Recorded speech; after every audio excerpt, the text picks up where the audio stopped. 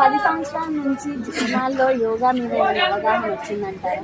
వచ్చింది మేడం, ఎందుకు రాలేదు? రాకుండా ఎందుకంటే మీరు పెట్టింటారు కదా, దాని దగ్గరికి రాకపోవచ్చు కానీ ఇళ్ళలోనైతే నేను చేసుకుంటాను రోజు ఇంట్లో. ఎందుకంటే నాకు కాళ్ళ నొప్పులు వచ్చినా మోకాళ్ళ నొప్పులు వచ్చినా కూడా మోకాళ్ళ మీద కూర్చుంటాను. వజ్రాసనం వేస్తారు. నాకు అంటే పేర్లు తెలియదు కానీ నేనైతే ఒక కనీసం నెలకు ఒకసారైనా ఒక 5 days చేసుకుంటా. కొంచెం కంట్రోల్ అయినాయి అనుకోండి మళ్ళీ ఇది వాక్ చేస్తాను.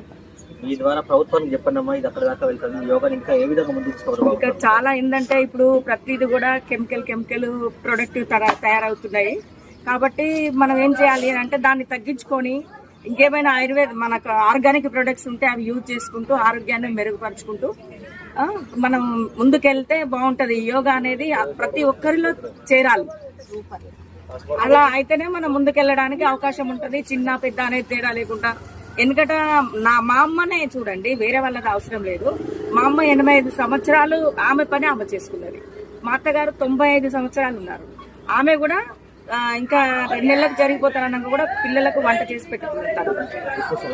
అంటే ఆ తిండి అంత ఆరోగ్యంగా ఉండేవాళ్ళు. ఎందుకంటే అంత మంచి ఆర్గానిక్ ప్రోడక్ట్ ఫుడ్ తీసుకునే వాళ్ళు కాబట్టి అలా ఉండడానికి వీలైంది. కానీ ఇప్పుడు మనకేమున్నది, మా అమ్మ వాళ్ళకు ఉన్న బలం మాకు లేదు, మాకున్నది మీకు లేదు, మీకున్నది మీ పిల్లలకు ఉండదు ఫ్యూచర్.